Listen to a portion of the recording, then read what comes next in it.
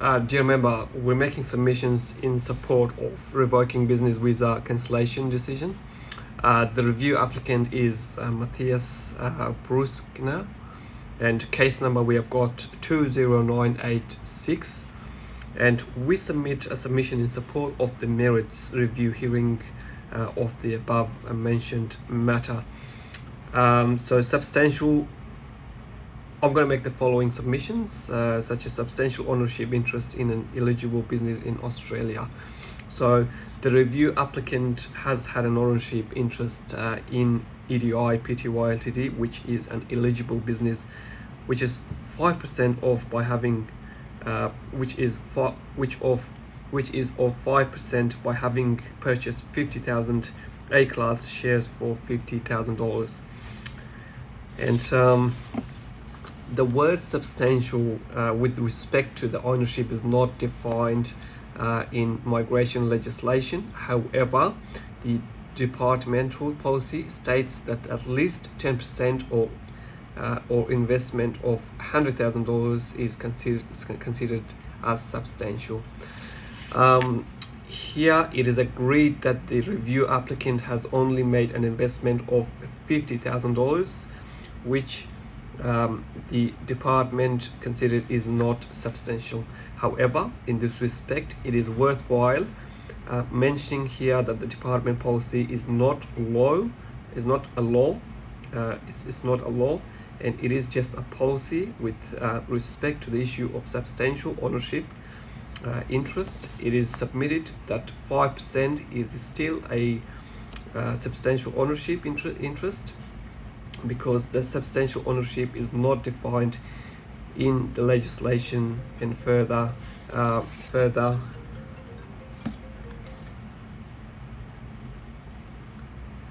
the departmental policy cannot be applied inflexibly.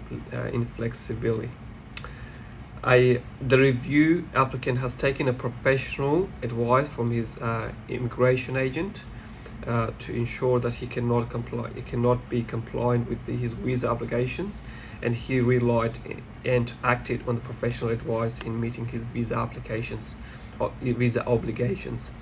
Alternatively, it is submitted that if the AAT comes to the conclusion that the review applicant has not met the substantial ownership interest requirement, the review applicant has made genuine effort to be compliant with his visa obligations by having professional migration advice with respect to his criterion, and by acting on the professional advice, and has made the investment of $50,000.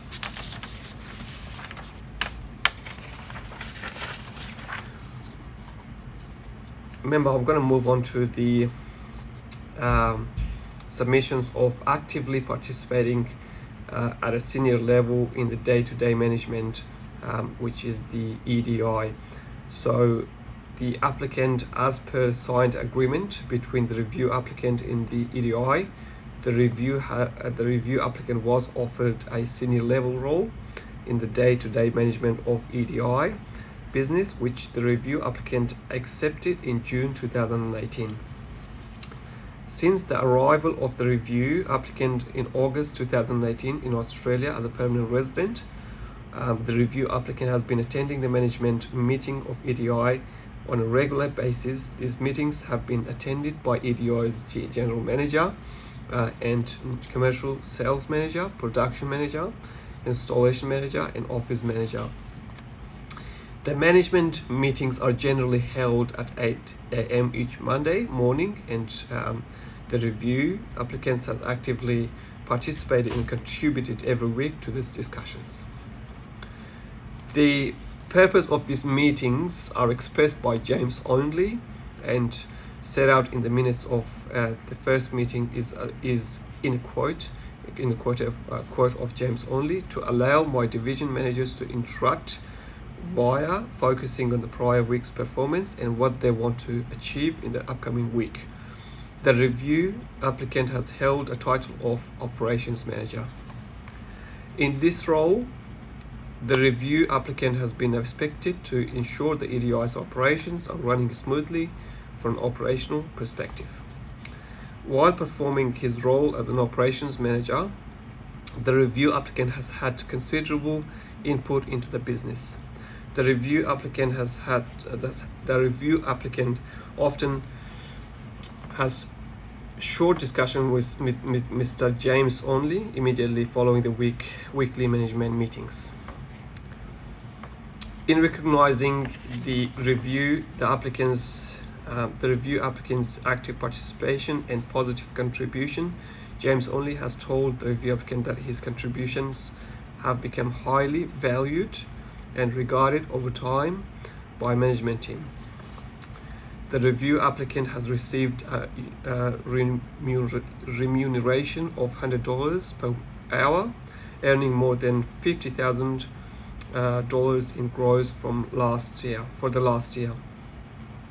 The review applicant has also attended a shareholder meeting of EDI, and the review applicant has also familiarized himself with the operations of EDI, including by attending the factory at Melbourne, Victoria.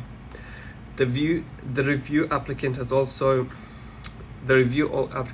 suggested some changes to the production process, which was subsequently implemented. The review applicant also monitors operations.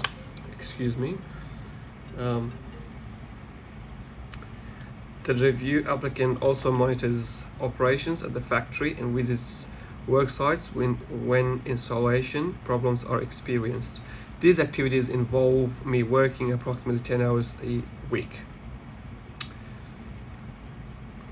On the basis of the above analysis, it is being submitted that the review applicant has been genuinely and sincerely made efforts to actively participating at a senior level in the day-to-day management of EDI's operations. Other factors: furthermore, after the grant of his business visa in April 2018, the review applicant sold his interest in his business in South Africa to his business partner, and he sent the settlement amount of $1,000 to his Australian bank account. The review applicant arrived as a permanent resident in Melbourne, Victoria in July 2018. The review applicant has no remaining family in South Africa. The review applicant has also purchased a house in Melbourne, Victoria in August 2018, using a substantial portion of my available funds to do so. Looking on the basis of above analysis, it is submitted that the review applicant has made sincere and genuine efforts to comply with his visa obligations, and therefore it is sincerely requested of AAT member to exercise its given discretion to revoke the cancellation of the review applicant's business visa by setting aside the department decision made on the 4th of June 2020 pursuant to section 134 of the Migration Act 1958. Thank you, your member.